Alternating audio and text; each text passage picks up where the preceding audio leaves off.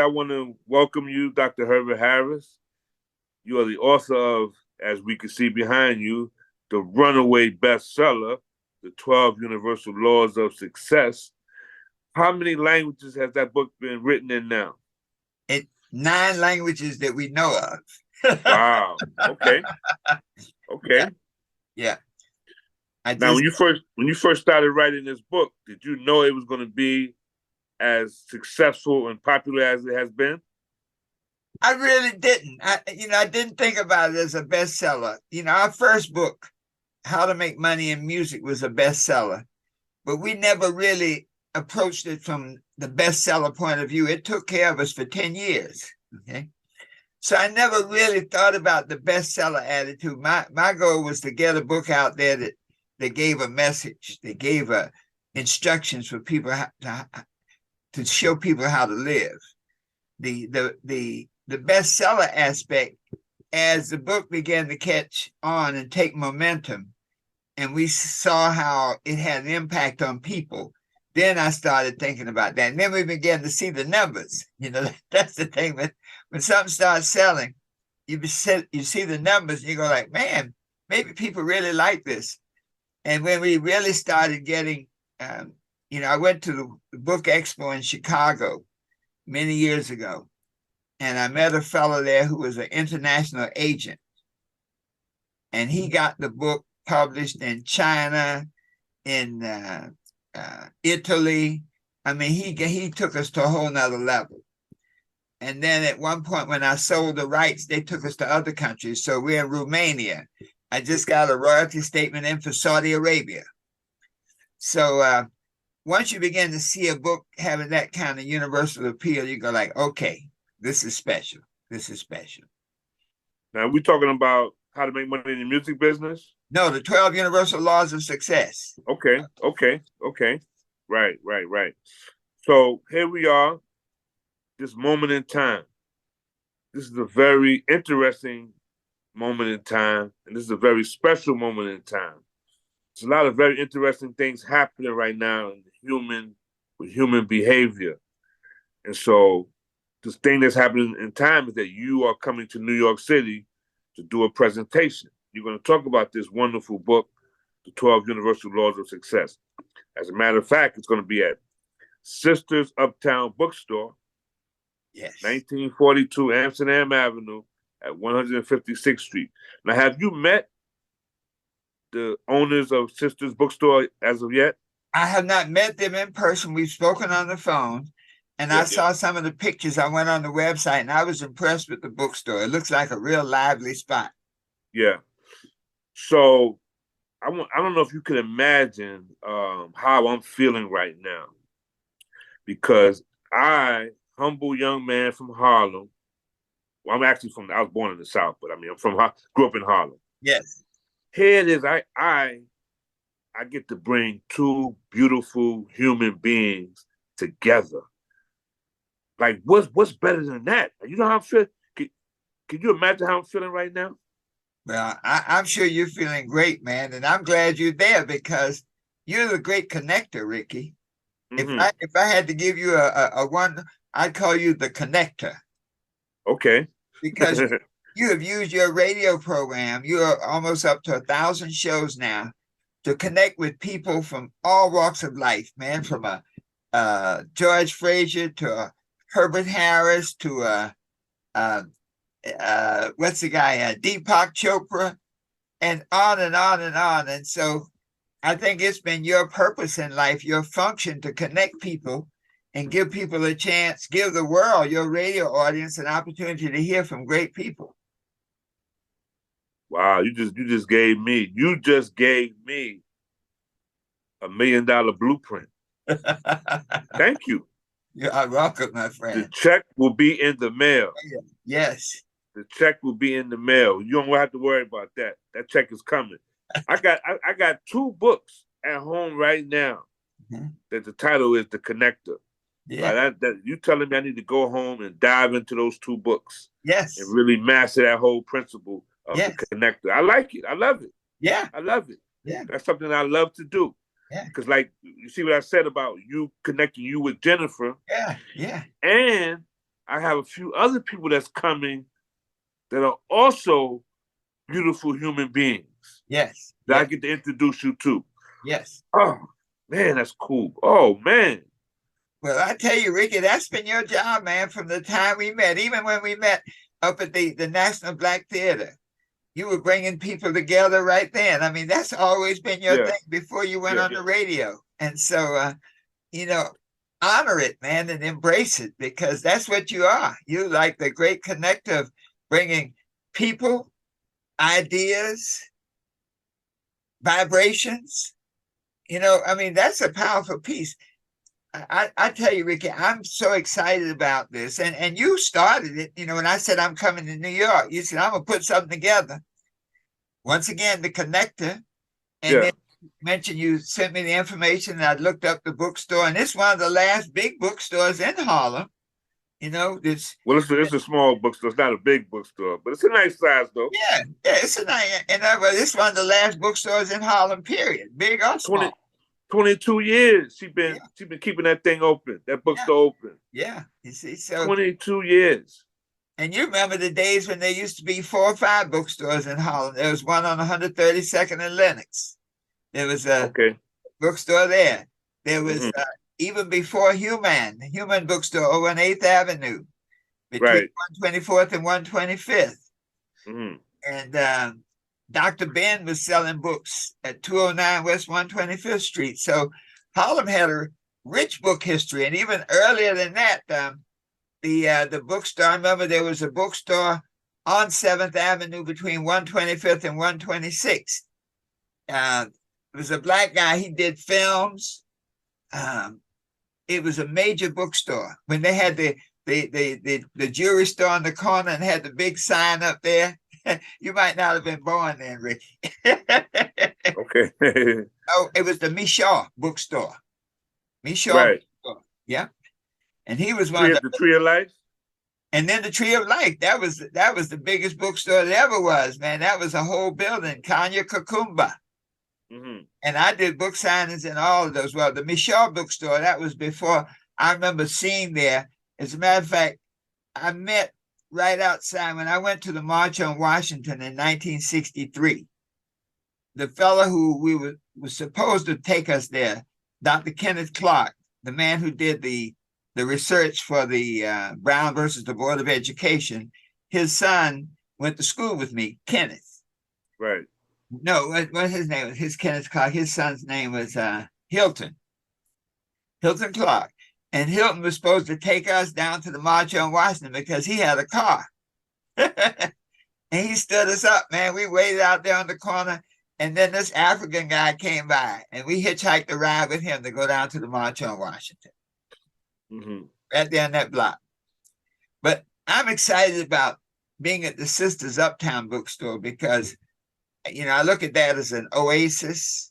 Like I said, for 22 years, she's been there. I looked at some of the programs they've had. They've been there and she's been sharing stuff and providing light and knowledge to people. And so I'm looking forward to coming there, man, because I think right now our message is that it's time for mid-course correction. When a rocket is going to a planet, going to the moon, they check out the trajectory and they look at where they are and they make a mid-course correction. Yeah? Right. And so that's my message now, how to use the 12 universal laws of success to make your mid-course correction so that you can make this year your year for incredible success. So how does this come into play? How does that come into play with incredible success? How does positive energy come into play? Well, see, energy is vibration. And everything that manifests is a result of vibration. There are 4 principles in the universe. I just spoke today to show you the power of that book. I spoke today at the Unity Church. I speak at the Unity Church in Wilmington at least 2 Sundays a month. A lady came as a visitor, and she said she was down on the beach because we're about 7 miles from the ocean. And she said she wanted to look up a Unity Church. And when she looked up, it had me listed as the speaker. and she had just bought a copy of the 12 Universal Laws of Success in her Kindle. So she left the beach and came to the church today to be there for us speaking. Mm-hmm. And so one of the things we talked about today was that there are four basic constants in the universe.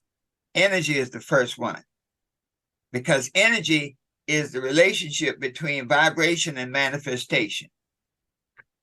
So when you say positive energy, see, energy is always creative. Energy is always positive. We can use it negatively. You know, energy can be like a knife. You can use it to carve the most beautiful statue, or you can use it to kill somebody. So energy, the second principle is order. That everything has rules. There are physical laws, like the law of gravity, the law of magnetism. Okay? And then there are spiritual laws. And the 12 universal laws of those spiritual combines the spiritual laws into principles that can guide you to success. So energy, order. The third constant is change. Everything changes in the universe. Time is the manifestation of change. So there's never a duplication of time. Everything, every second is a brand new second. And then the fourth principle is choice. That you choose how to live your life. Man is the one special creature that uses the power of choice to create the life they live. And so that's what we're going to be talking about. Up at the bookstore, we're going to talk about, I'm going to do a brief presentation on this mid-course correction, how to take your thoughts, transform from negative thoughts to positive thoughts, how to take your emotions, to transform them from emotions of fear and limitation to emotions of courage and abundance, to look at your actions, your habits, and then the relationships, how you can, what you as the great connector have been the go-between person to connect other people together to build strong relationships for all involved. So that's what we're going to be doing up there at the Sisters Uptown Bookstore. We're going to be talking about the mid-course correction to change your life from what it is to exactly what you want it to be. Now, when I look at my life, Dr. Harris, it's really been quite amazing. One of the things I'm working on is never, ever complaining about anything, because I believe that I have no right or no cause, this is me, to complain about anything, because I've had a magnificent life. Now, I haven't made millions of dollars, but I've had a magnificent life. I ran a boxing program at Columbia University for 11 years, where I was teaching these students, engineers, doctors, lawyers. They're taking my class. I'm teaching them. So I wanted to promote the program, so I had money to invest. So I was investing in T-shirts. And the T-shirts at Columbia University Boxing. I just happened to get a few Boxing for Success, but they said Columbia University Boxing, right? So I've been around people like you and other, great champions, I understand that there's real estate on the back. That's real estate. Yes. On the back of the T-shirt, I had to put that's an opportunity for me to put a quote. So I've always put a quote. And on this particular shirt, it says self-mastery. So you tell me, what does self-mastery mean to you? Let me see if I can show you. Can you see it? Self-mastery. Yes, sir. Right. Yes. Okay. Yes. That's real estate. Yes. That's real estate, man. Yes. That's valuable real estate. Well, I tell you, Ricky, self-mastery, there's 4 parts to self-mastery. Okay. I call it the 4 selves. Okay. And the first part of self-mastery is to be self-responsible. Mm-hmm. I am the one who's doing it. I'm either building it or tearing it down. I take responsibility for my life and affairs. I take responsibility for my life that's created. So that's step 1 of self-mastery. Step 2 is self-motivated. You got to ring your own bell. Nobody wakes you up to get rich. They don't come and say, Ricky, get up, come down to the bank. They're giving out $100 bills. So you got to be self-motivated. You're a boxer. You had a boxing program for many years because you were motivated to go make it happen. They didn't come wake you up to say, hey, come over here and teach you how to make yourself known and make the connections to make it happen. So self-motivated. The third self is self-determined. When we talk about energy, energy is the seat of desire. And whenever you desire something strongly enough, you create an energy, a vibration that makes you magnetic to attract that thing into your life. So self-determined. So that idea, the mantra for self-determination said, if it's to be, it's up to me. Done. And then the fourth self is to be self-functional. You're a boxer.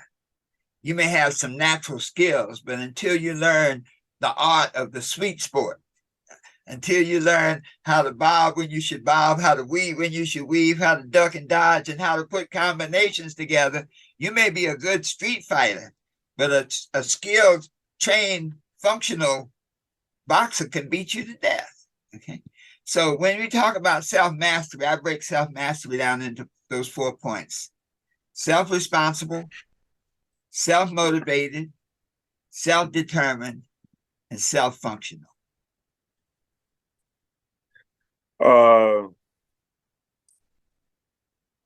Just talking to you now, what you just said as you talking, the mind is working, right? Yes. Vibration, the mind is turning. Yes.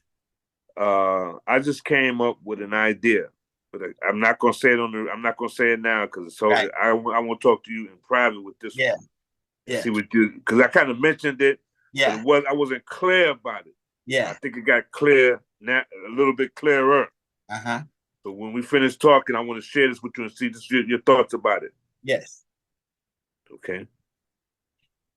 So self-mastery. Right. Self-mastery. There you go. Hey. So I know we're not going to be on too long tonight because we just want to drop a little bit. So, I mean, listen, I got some people coming out next Saturday, March 18th. Yes. From 5 p.m. to 7 p.m. Yes. At Sisters Uptown Bookstore. Yes. And I think it's going to be amazing. Well, I tell you, I'm bringing a gift. For everybody who comes, I'm bringing a 12 affirmation poster. I'm going to let my people know. Yes, that's my gift. Let my people know they get a gift. They get a gift, a 12 affirmation poster. And I want them to come with an open mind and with some questions, whatever's been challenging them, whatever's got them stuck in their lives, to come with some questions and see if we can help. Yeah, and you know, a favorite word of a lot of people, you want to know what that favorite word is? What's that? Free. Free. Yes. Free. Free. They love that word. Yes. Free gift. Yes. The next favorite thing is they're gonna be food. Well, we don't know if it's gonna be food, but they love to eat. If you got free food, people show up. Yeah. Free gift, people show up. Yeah. Well, we got definitely free gift, and the 12 affirmation poster is like a gold mine. I'm giving you the keys to the gold mine, because if you use those affirmations, you can open up the mind in your mind. Okay, now Dr. Harris, this is going to be a serious time, a serious event. There's some serious things going on. But is this other word going to be present? And I'm going to spell it out for you. F-U-N, fun. Yes. Is there fun in the place, or is it going to be all serious, no playing around? It's going to be fun too, man, because life is fun. I'm going to tell some stories, man, some funny stories. You know, we have success stories, man. I might tell them about the frog who fell into the barrel of cream. And you know, all the frogs were up around the barrel hollering at him, and they were hollering, "You're gonna drown, you're gonna drown." And he's swimming, and he couldn't get out of that barrel, man. And he's just swimming. He looks up and he sees them hollering and jumping up and down, and that makes him swim even harder. And he swims so hard that he convert the cream into butter. There you go. That's it. That's it. That's it. And so you have to ask yourself, man, what did that frog hear when they were telling him he was going to drown? Right. That's right. And you learned that frog was deaf. He thought they were cheering him on. Wow. Okay. Okay. Okay. Okay. All right. So it's going to be fun, man. And a lot of times when people ask questions, there's always humor in every question. You know, there's always times when we just look at things and see it a certain way. So I guarantee this, when they come out, everyone who comes out, we're going to touch you in a special way. So that when you leave, you're going to leave there with a purpose. You're going to be on fire. You're going to say, I got to do what I got to do to get where I want to go, and I can do it. Right. Now, people have seen the book. They've seen it on the book stands. People selling it out on the street in the bookstores, but they've never seen the actual person who wrote the book. They haven't seen that person. What's your message to those people that have not seen you? They've just seen the book and they know the book. Yes. Well, you know, one of the interesting things is so many people of color had no idea that I was a person of color because I never put my pictures on the books. Yeah. And so when people see the book and realize, I mean, I'd say one of the most consistent responses I get is, man, when I found out the book was written by a brother, it's like, oh, wow, a brother's writing this kind of stuff. And so I like that because I think it lets people know that we as a people, man, have incredible knowledge and have messages that can empower and help people. Dr. Harris, that was me. Yes. That was me. ISIS on 125th Street in the Mart 125. Yes. She had the bookstore right there. I'm in there. And when she told me who you was, I was like, what? I said, what? You said, what? I had some money in my pocket too. Boy, that book was mine. That book was mine. She told me about that book. There was no way in the world they could have got me out that store without that book. Okay, beautiful. It would have been a fight trying to get me out that store. I was getting that book. Right. She told me who it was and told me about a little bit about you that she told me, enough to get me excited. I said, what? Because I had been in the personal development. Yeah. I've been picking up other books on success and motivation and positivity. Yeah. I seen the book, 12 University Law. It looked interesting. I said, oh, you know, ISIS. Yeah. And she told me, I love ISIS, man. Yeah, yeah. God bless her soul. God bless her, man. Yeah. She was a beautiful human being, sister, that came through this planet and touched my. Look, she introduced me to you. Yeah, yeah. In a far away, in a far away way. She did. She put. If she didn't have that book in the store, that was it. I would never have met you. Yeah. So look what she did, and now look, she's still helping, empowering people. It started with ISIS. Yeah, yeah. And now look, you've interviewed 1,000 people. You've connected 1,000 people to your audience. And I have been when I met you then, I didn't have a radio show. I first met you. I didn't even have a radio show then. Yeah. You know, when I was in the bookstore there. I remember you told me you were going to do it, and I think I was your first guest. Yeah. Oh, as a matter of fact, I don't know the numbers, but if I say who was the guest on my show the most times, it would have to be you. I would have to say maybe more than 1,000 shows. Yeah. I don't know, 20, 30 times. I don't know, quite a bit. Yeah. Well, Ricky, listen, let's wrap this up because I know we can go. You know, we can go. Yeah, man. And just invite everybody Saturday, March 18th, 5 to 7, Sisters Uptown Bookstore. And that's what address on Amsterdam Avenue? 1942 Amsterdam Avenue at 156th Street. Yes. We will be there. All right. I want to see each and every one of you there because when you get your special gift, you're going to walk out there with a post in your hand and you're going to get that book because that book will change your life. All right, champ. All right now.